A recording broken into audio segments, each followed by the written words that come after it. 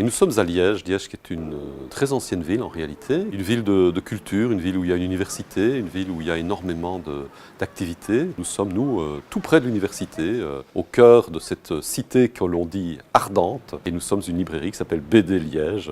On ne s'est pas fatigué pour trouver le titre, ça nous semblait tellement évident. La BD à Liège, c'est BD Liège.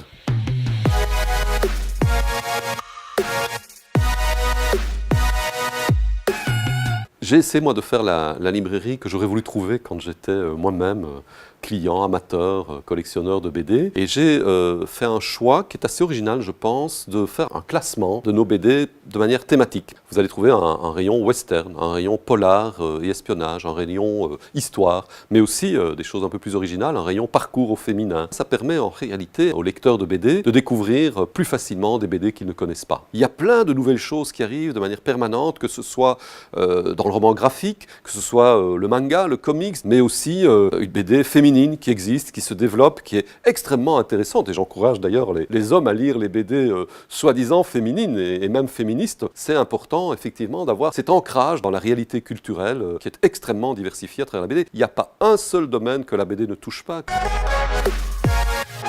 Mon coup de cœur d'Argo de cette fin d'année, c'est Double 7 de Yann et André Juillard. Double 7, on est dans une période assez trouble de l'histoire humaine, c'est la guerre d'Espagne. Guerre d'Espagne dont on sait qu'elle était la répétition de la Deuxième Guerre mondiale. L'angle d'attaque particulier que Yann et Juillard ont choisi pour nous raconter une séquence de la guerre d'Espagne, c'est qu'ils nous montrent au fond, à l'intérieur du clan républicain et de la gauche européenne de l'époque, non seulement des nuances, mais des contradictions et même des conflits. Enfin, André Juillard revient à des œuvres plus personnelles avec Yann, et c'est vraiment un grand plaisir que de se plonger dans cet album.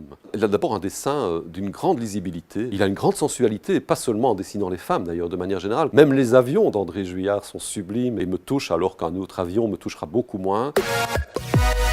Il y a évidemment la séquence où ils essayent de sortir du carcan, de l'enfermement dans lequel ils se trouvent, et en même temps ils essayent de se retrouver. Cette séquence est extraordinairement dramatique en réalité, et elle est rendue avec une force et avec une beauté qui est vraiment magistrale.